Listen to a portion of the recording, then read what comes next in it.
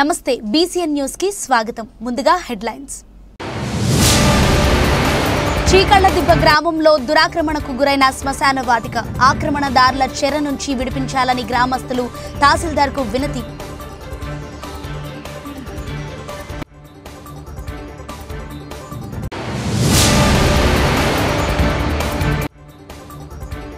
Chennai Bengaluru coastal corridor నిర్మాణంలో భాగంగా భూములు కోల్పోయిన ప్రతి రైతులు త్వరలో భూ నిర్వాసితులకు న్యాయం చేస్తామని సబ్ కలెక్టర్ హామీ.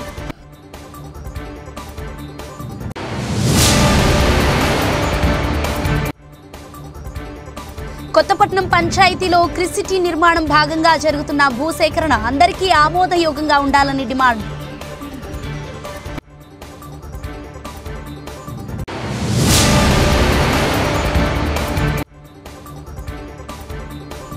తిరుపతి జిల్లా కలెక్టర్కు బాంబు బెదిరింపు. బాంబు డాగ్ స్క్వాడ్ బృందాలు కలెక్టర్కు చేరుకొని 2 గంటల పాటు తనిఖీలు.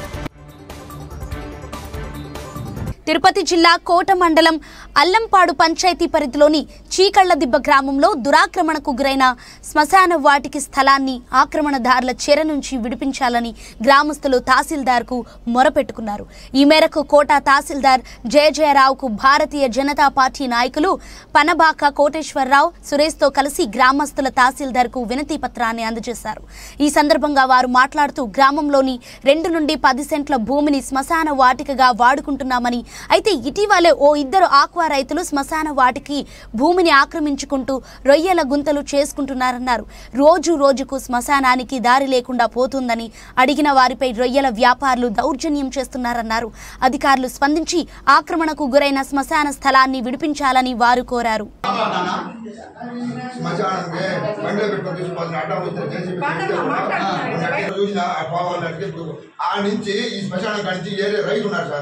అది గాలిపోయారు సార్. ఒకటి పండించుకుంటే వాడికి కూడా గాలిపోయి లేకుండా గడవాళ్ళు మట్టిలో పడి అడ్డం చేశారు సార్. వేరుకుంటే 3 నానందాలు పడి మన వాగు పూడ్చి వాగు పూడ్చే ఒక కైల్లో వాళ్ళు ఏమన్నారంటే మా వాగు దానికి సంబంధం లేదు, నీకు వాళ్ళకాలు దానికి పోయాడు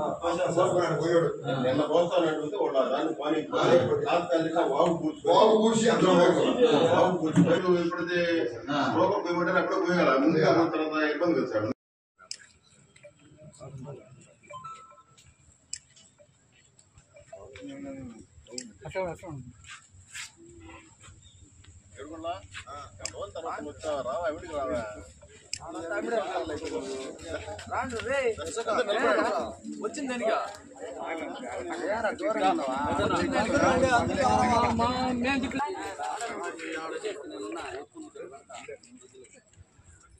కోట మండలం అల్లంపాటి పంచాయతీ సంబంధించినటువంటి చీకళ్లదిబ్బలో ఆ కడల వాగును చుట్టుపక్కల ఆక్రమించేసి రైతులను ఇబ్బంది పెడుతున్నారు. కొంతమంది ఆక్వా రైతులు వాళ్ళు ఆక్వా ఒకరిద్దరు రైతులు కొండయ్య, ఇంకొక ఆయన చెంచు కృష్ణయ్య ఇద్దరు సాగు చేస్తున్నారు.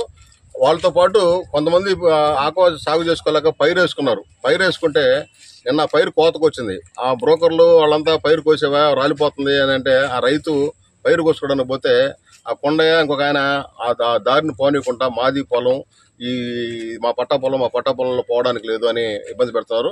ఒకవేళ పట్టా పొలం అయినప్పటికీ అవతల పైరు పండి ఉంటే కోసుకునే హక్కు ఆ రైతుకు ఉంది. ప్రభుత్వం ఆ విషయపట్టు కల్పిస్తుంది. ఆ విధమైనటువంటి చట్టం ఉంది, ఆ విధమైనటువంటి రాజ్యాంగం ఉంది మనకు. అయినప్పటికీ అది పట్టా భూమి కాదు, వాగు బొరుంబోకను ఆక్రమించుకున్న అతను ఏకదగ్గరగా రొయ్యల గుంటలు సాగు చేస్తూ డబ్బులు సంపాదిస్తూ పక్క రైతులను ఇబ్బంది పెడుతున్నాడు.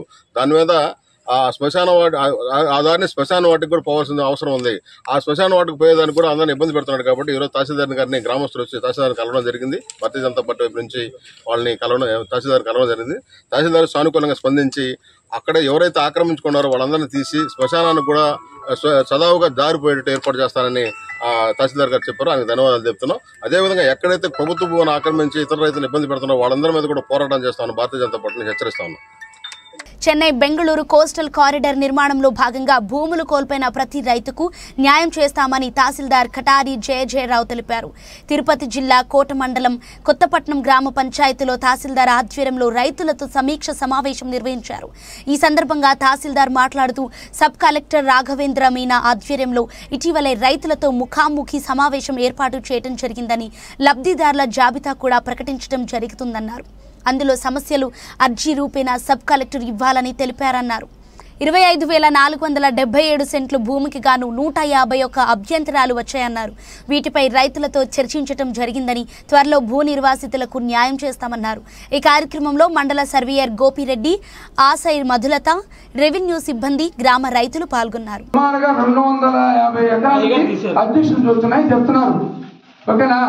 ఇప్పుడు మీకు అర్థం కాని ఏంటంటే మీరు ఊరిని మనం మాట్లాడుకోవడం వల్ల ఉపయోగం లేదు. సారో చెప్పింది ఏంటంటే బాగా ఇప్పుడు దీంట్లో 124 ఎకరాలు ఎటువంటి అబ్జెక్షన్ లేదా, మీకు రేపటి నుంచి డబ్బులు ఇచ్చేస్తాం అంటున్నారు. పోతే 250 ఎకరాలు ఇది ప్లస్ 100 ఎకరాలు మామూలుగా ఆపేసింది, మొత్తం ఇంకా 350 ఎకరాలు సుమారుగా ఇది మామూలుగా పెండింగ్లో ఉన్నట్టే లెక్క. అదేనా కదా? ఏ సార్? అదే కదా సార్. ఇప్పుడు మాకు 457.22 మొత్తము. అందులో 49 ఎకరాలు వచ్చి 5 ఎకరాలు పైబడి ఉన్న రైతులు ఉన్నాయి. అవి తీసారు. అభ్యంతరం పోయి ఉన్నాయి. ఇప్పుడు అందరూ చెప్తే కదా వాళ్ళందరూ ఆపి మీకు ఒక నా తరఫున చెప్తున్నాను, వాళ్ళందరి తరఫున నేను చెప్తున్నాను. వాళ్ళు చెప్పేది ఏంటంటే సార్, ఇప్పుడు ఈ 250 ఎకరాలు ఇప్పుడు ఆపేసారు, బాగానే ఉంది. అంటే మీకు ప్రస్తుతానికి ఇప్పుడు పెండింగ్ లో ఉంది ఎవరెవరు అని చెప్పని. ఇప్పుడు దాని యొక్క క్లారిటీ లేకుండా ఇప్పుడు ఈ యొక్క 124 ఎకరాలకి అమౌంట్ ఇచ్చేస్తారు. ఏం అభ్యంతరం లేని వాటికి పేమెంట్ స్టార్ట్ చేస్తారు.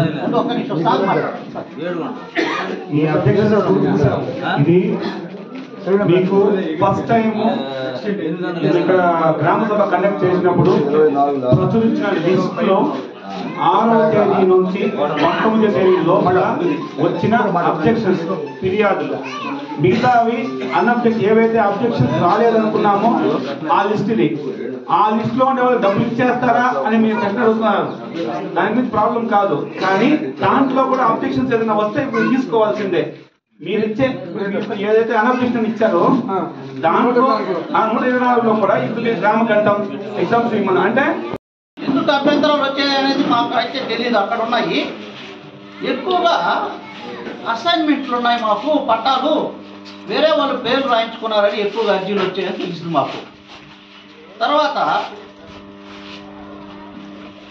కొన్ని మేము భూమి మీద ఉంటే వేరే వాళ్ళు పేర్లు రాయించేసుకున్నారు అని అట్లా 151 అర్జీలు రావడం జరిగింది. మనకు యాక్చువల్గా 367.94 ఎకరాలు నష్టపరిహారాన్ని మంజూరు చేస్తూ ఉత్తర్వులు జారీ చేసింది గవర్నమెంటు. ఈ జాబితాను మనం 6/3/2025న ప్రచురించాం. ఆ ప్రచురణలో భాగంగా మనకు అభ్యంతరాలు వచ్చాయి.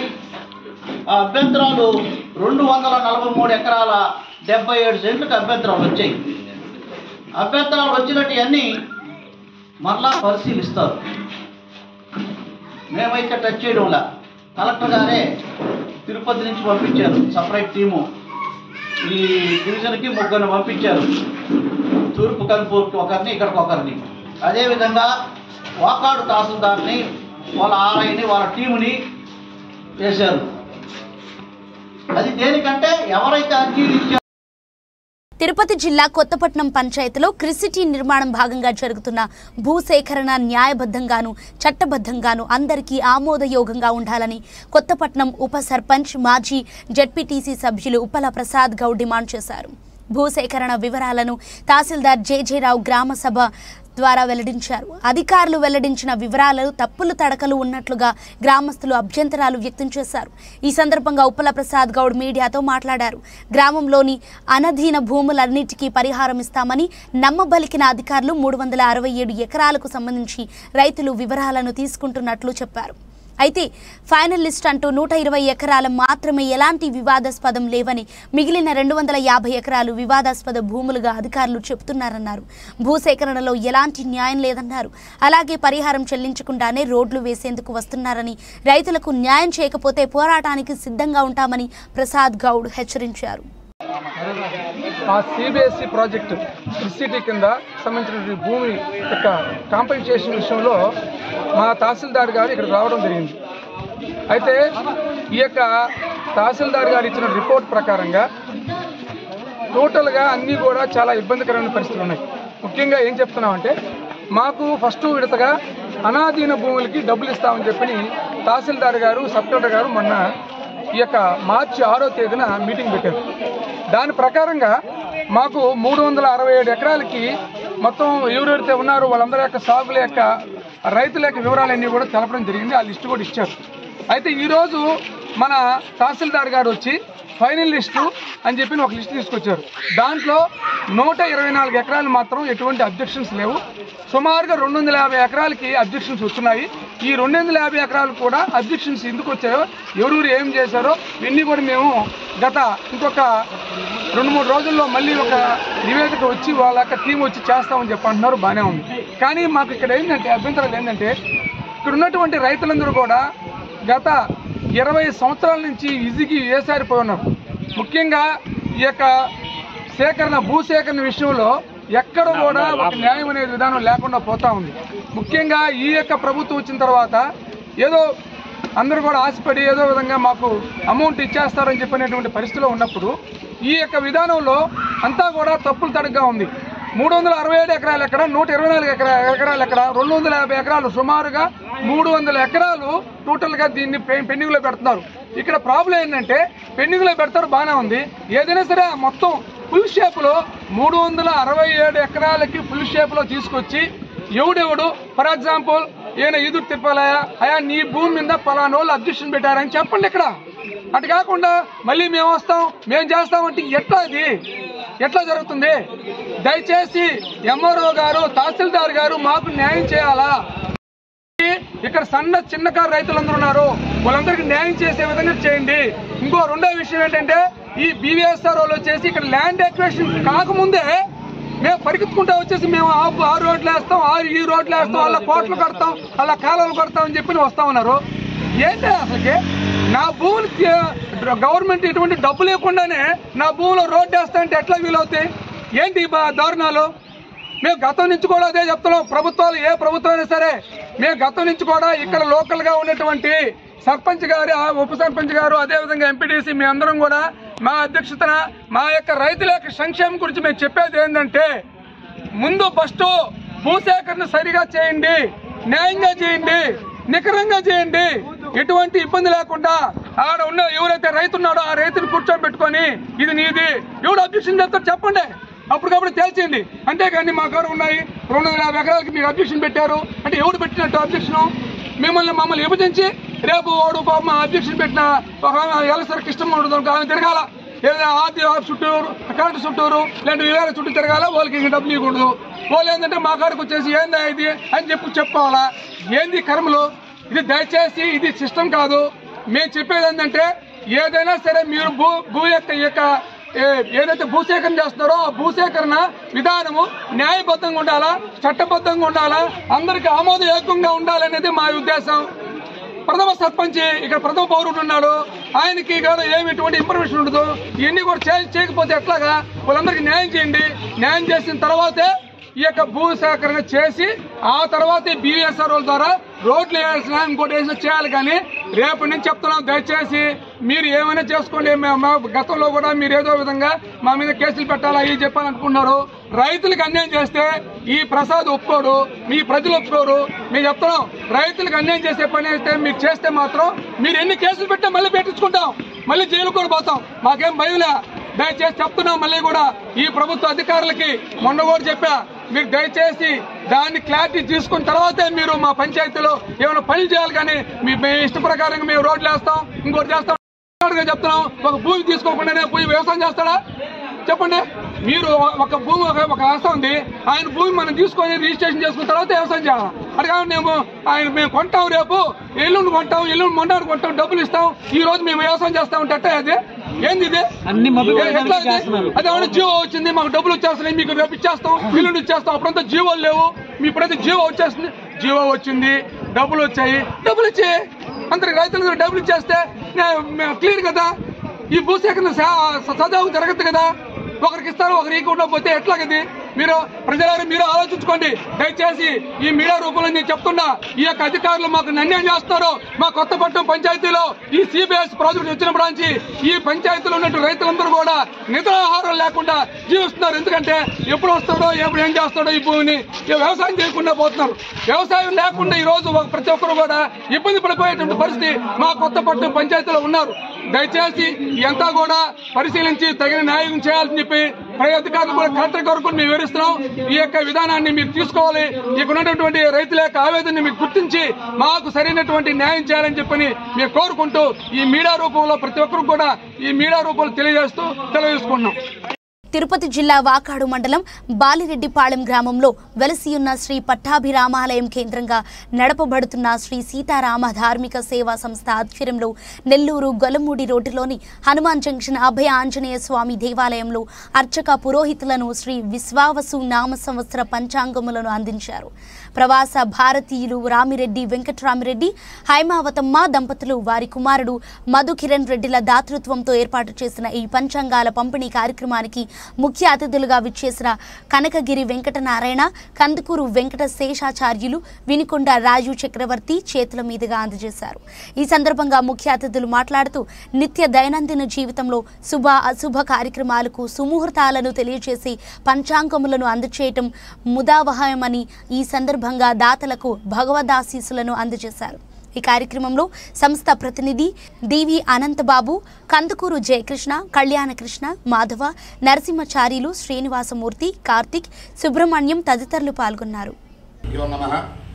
శ్రీ సీతారామ ధార్మిక సేవా సంస్థ తిరుపతి జిల్లా వాకాడు మండలం బాలిరెడ్డిపాలెం గ్రామం పట్టాభిరామాలయం కేంద్రంగా ఎంతో మంది పేద బ్రాహ్మణులకు కానీ, అదేవిధంగా కరోనా టైంలో అయితే మరి జరుగుబాటు లేక అనారోగ్యాలతో పడుతున్నటువంటి పేద బ్రాహ్మణులకి ఎన్నో విధాలుగా ఆదుకున్నారు.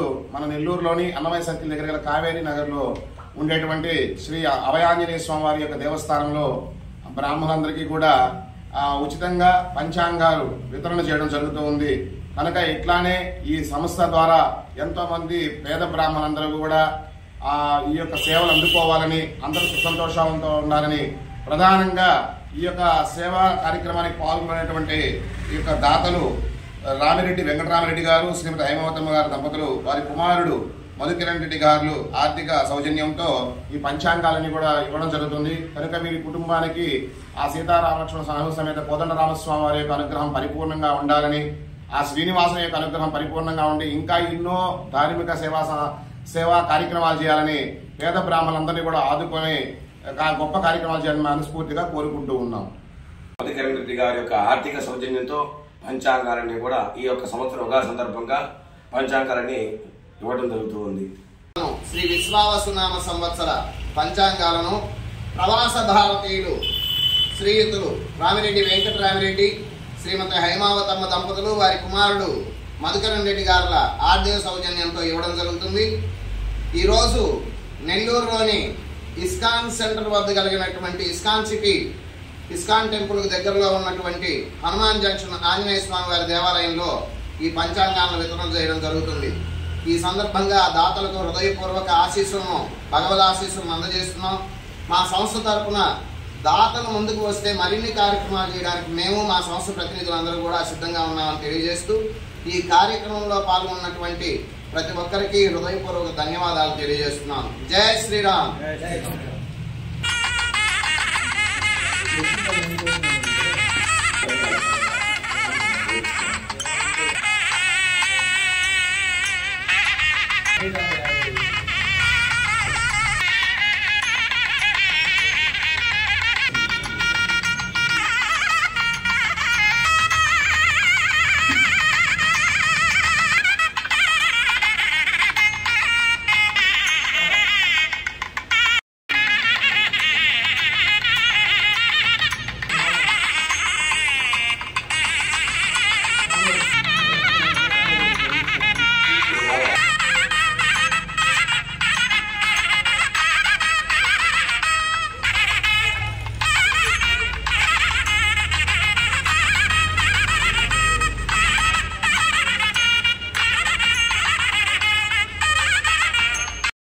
తిరుపతి జిల్లా కలెక్టరేట్కు బాంబు బెదిరింపు వచ్చింది. హార్దిక్ పీటర్స్ అనే వ్యక్తి మెయిల్ ఐడి నుంచి కలెక్టర్ వెంకటేశ్వర్ అధికార మెయిల్ ఐడికి ఓ సందేశం వచ్చింది. కలెక్టర్లో బాంబు పెట్టినట్లు మెసేజ్ ఉండటంతో కలెక్టర్ ఎస్పీ హర్షవర్ధన రాజుకు సమాచారం ఇచ్చారు. సాయంత్రం 5:30 అడిషనల్ ఎస్పీ రవి మనోహరచారి నేతృత్వంలో బాంబు డాగ్ స్క్వాడ్ బృందాలు కలెక్టరేట్కు చేరుకుని సెల్లార్ నుంచి 7వ అంతస్తు వరకు 2 గంటల పాటు తనిఖీలు చేశారు. బాంబు ఆనవాళ్లు దొరకపోవడంతో అందరూ ఊపిరి పీల్చుకున్నారు. పోలీసుల తనిఖీలతో ఉద్యోగులు అధికారులు కొంతసేపు హైరాణ పడ్డారు. గతంలో పలు హోటళ్లకు సైతం ఇలాంటి బెదిరింపులు వచ్చిన విషయం విదితమే. వరుసగా ఫేక్ మెసేజ్ చేస్తున్న ఆగంతుకుడి వివరాల కోసం పోలీసులు ఆరా తీస్తున్నారు. విరుచానూరు సిఐ సునీల్ కుమార్ సిబ్బంది ఈ తనిఖీల్లో పాల్గొన్నారు.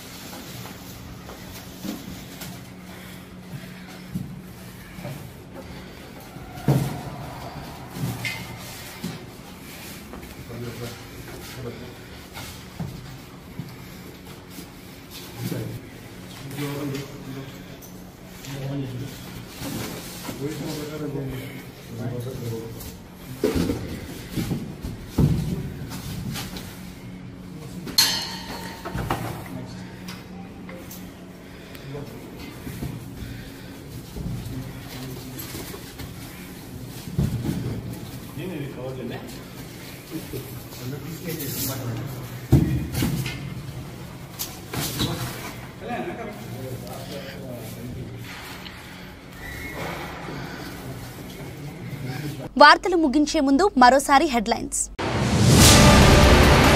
చీకళ్లదిబ్బ గ్రామంలో దురాక్రమణకు గురైన శ్మశాన వాటిక. ఆక్రమణదారుల చెర నుంచి విడిపించాలని గ్రామస్తులు తహసీల్దార్కు వినతి.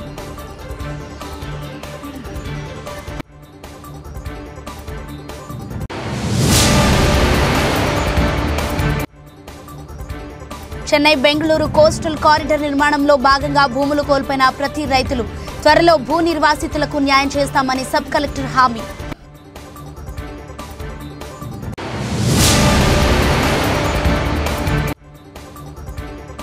కొత్తపట్నం పంచాయతీలో క్రిసిటీ నిర్మాణం భాగంగా జరుగుతున్న భూసేకరణ అందరికీ ఆమోదయోగంగా ఉండాలని డిమాండ్.